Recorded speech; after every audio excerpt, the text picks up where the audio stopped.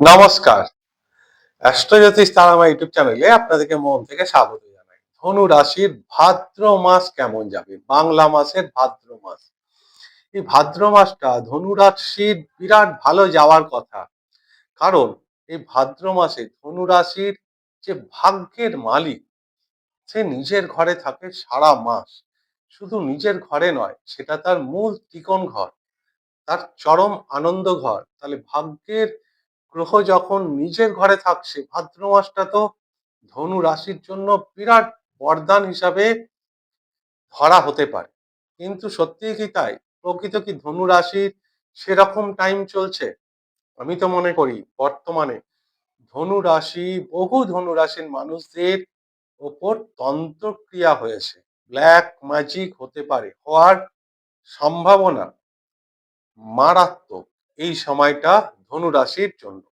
সেটা আমি একদম আপনাদের শখ করে বুঝিয়ে দেবো কেন এই ব্ল্যাক ম্যাজিক হওয়ার সম্ভাবনা, যদি আপনার ধনু রাশি বা ধনু লগ্ন হয়ে থাকে।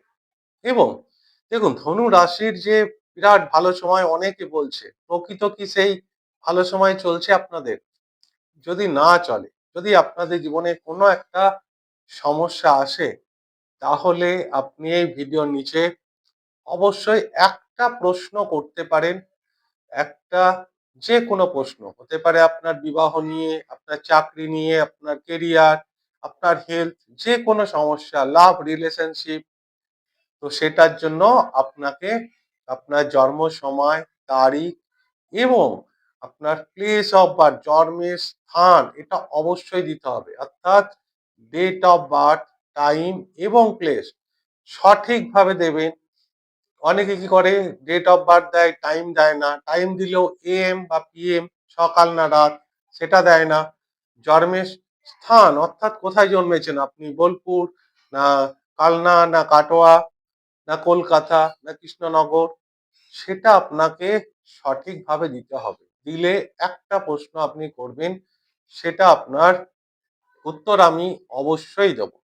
হ্যাঁ, সেকেন্ড হচ্ছে, ভিডিও শেষে আমি একটা মারাত্মক রেমিডির কথা বলতে পারি বা বলবো, যারা মনে করছেন যে সাডেন তাদের জীবনে বিরাট কিছু চেঞ্জেস এসে গেছে ধনুরাশি হঠাৎ, কারোর ব্যবসার ক্ষতি বা বাস্তুর ক্ষেত্রে বিভিন্ন সমস্যা, রিলেশনশিপে বা হেলথের জন্য, চাকরি কেরিয়ারের জন্য হঠাৎ সাডেন কিছু পরিবর্তন এসে গেছে, যেটা বলছিলাম না, ব্ল্যাক ম্যাজিক। তো ভিডিওটা সম্পূর্ণ দেখবেন। ভিডিও শেষে আমি একটা অবর্থ রেমিডি কথা এই ধনুরাশির ক্ষেত্রে বলবো, যেটা আপনাদের ভীষণভাবে উপকৃত হবে এবং এই ব্ল্যাক ম্যাজিক থেকে বেরিয়ে আসার সম্ভাবনা 90% থাকবে। তো চলুন, সময় নষ্ট না করে ভিডিওর মেইন টপিকে আসি। এবং আপনাদের কাছে আমার আন্তরিক অনুরোধ, যারা প্রথম ভিডিওটা দেখছেন এবং চ্যানেলটিকে এখনো পর্যন্ত সাবস্ক্রাইব করেননি, অনুগ্রহ করে চ্যানেলটিকে সাবস্ক্রাইব করে দেবেন। দেখুন, ধনু রাশি এই ভাদ্র মাসে সূর্য ভাগ্যপতি, সে নিজের ঘরে সিংহ রাশিতে সারা মাস থাকবে ভাদ্র মাস। ভাগ্যবতী, হ্যাঁ, সেখানে কেতু আছে, কিন্তু কেতুকে যদি 5 ডিগ্রি ক্রসও করে যায়, তাতে কিছু যায় আসে না। অথচ দেখুন, ভাগ্যের বিরাট ভালো হওয়ার কথা, কিন্তু হবে না।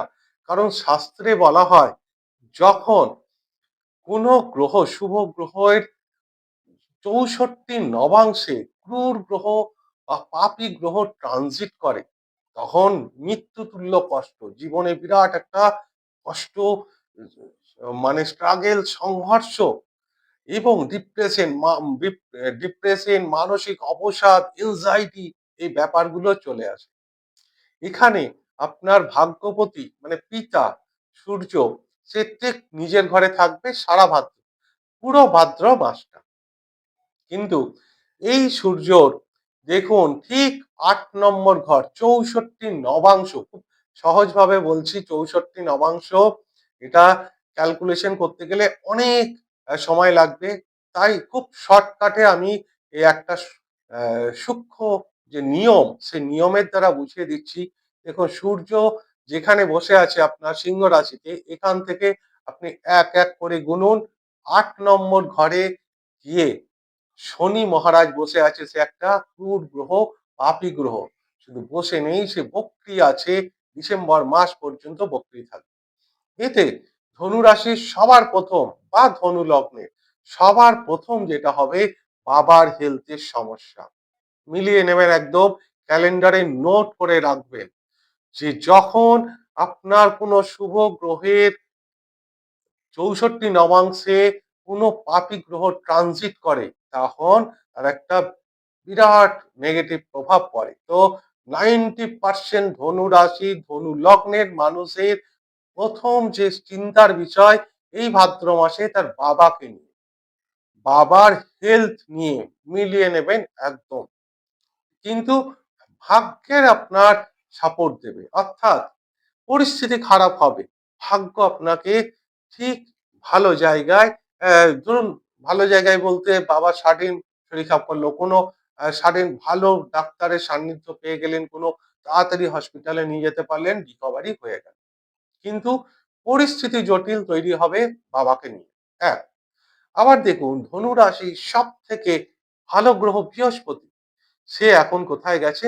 8 নম্বরে গেছে।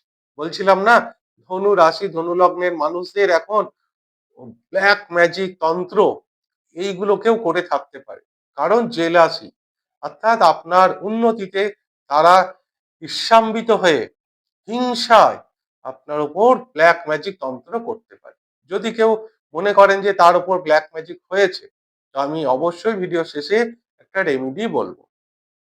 এই 8 নম্বর ঘরে দেখুন বৃহস্পতি উচ্চ অবস্থায় বসে, বহু বড় বড় অ্যাস্ট্রোলজার তারা বিরাট বড় বড় কথা বলেছে ধনু রাশি নিয়ে, এই ভালো যাবে, এই খারাপ, এই এত কিছু হবে, এই টাকা আসবে, এই চাকরি হবে। হয়েছে? হচ্ছে না, কারণ দেখুন বৃহস্পতি যেখানে বসে আছে তার ঠিক 64 নবাংশ, এক এক করে গুনুন, দেখুন বৃহস্পতি থেকে 1 2 3 4 করে 8 নম্বরে রাহু বসে আছে। রাহু কি? একটা পাপী ক্রূর গ্রহ। তাই কোন গ্রহের, শুভ গ্রহের যখন অষ্টম ঘরে 64 নবাংশে কোন ক্রূর গ্রহ, পাপী গ্রহ ট্রানজিট করে, গোচর করে, সেই ঘরটা নিয়েও বিরাট নেগেটিভ রেজাল্ট দেয়।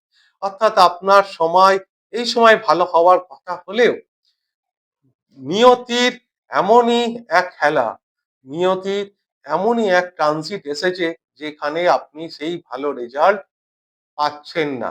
তাই ভাদ্র মাসে প্রথম বাবা জায়গাটা নেগেটিভ, সেকেন্ড হচ্ছে হেলথ, আপনার বাস্তুর কোনো সমস্যা, এনজাইটি, ডিপ্রেশন, মানসিক অবসাদ। কারণ দেখুন শনি গ্রহ বক্রী হয়েছে, আপনাদের তো মুখস্থ হয়ে গেছে যে ধনু রাশির কি সময় এখন, ধনু রাশির তো ঢাইয়া চলছে, একদম ভিডিও দেখে দেখে মুখস্থ হয়ে গেছে। তো দেখুন এই শনি ঠিক গুনুন 1 2 3 করে এই 10 নম্বর ঘর মানে আপনার ধনু রাশি পড়ছে, শনি থেকে 10 নম্বর, সেইখানে শনির একটা বিরাট প্রভাব পড়ে। অর্থাৎ 300 ডিগ্রিতে শনি এই 10 নম্বর ঘর, 10 নম্বর দৃষ্টি আপনার রাশির ওপর বা আপনার লগ্নের ওপর পড়াতে মানসিক অবসাদ, এনজাইটি, ডিপ্রেশন হয়েছে। তো সবার কি ব্ল্যাক ম্যাজিক বা আপনার তন্ত্র হতে পারে? না, কখনোই না। যাদের 6 নম্বর ঘর খুব উইক, যাদের লগ্ন খুব উইক, তখন তাদের ওপর কেউ ব্ল্যাক ম্যাজিক করলে খুব ইজি প্রভাব পড়ে যায়, খুব সহজেই সে আক্রান্ত হয়ে যায়। যার চন্দ্র খুব উইক, যা উইল পাওয়ার, ইচ্ছা শক্তি নেই, তারা কিন্তু সহজেই আক্রান্ত হয়ে যায় এই ব্ল্যাক ম্যাজিকের দ্বারা। কিন্তু সবাইকে এটা ব্ল্যাক ম্যাজিক কাবু করতে পারে না।